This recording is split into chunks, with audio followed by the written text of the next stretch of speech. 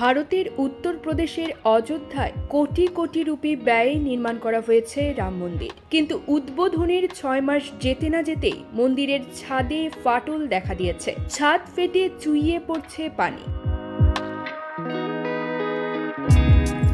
রামলালার জমকালো অভিষেক অনুষ্ঠান চলতি বছরের 22 জানুয়ারি হয়েছিল। জানা গেছে, প্রাক বর্ষা বৃষ্টিতে অযোধ্যার পরিকাঠামোরও উল্লেখযোগ্যভাবে ক্ষতি হয়েছে। মাত্র কয়েক ঘন্টার প্রবল বৃষ্টিতে রামপথের 3টি স্থান সহ 5টি বড় রাস্তা ধসে পড়েছে।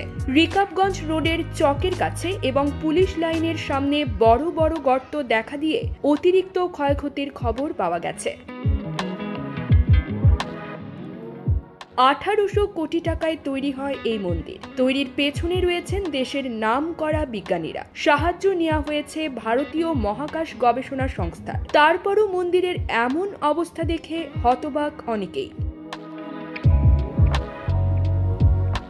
তবে রাম মন্দির নির্মাণের ক্ষেত্রে প্রযুক্তি সরঞ্জাম বা অন্য কোনো ত্রুটি নেই বলে দাবি করেছেন অযোধ্যায় শ্রীরাম জন্মভূমি তীর্থক্ষেত্র ট্রাস্টের মন্দির নির্মাণ কমিটির চেয়ারম্যান নৃপেন্দ্র মিশ্র।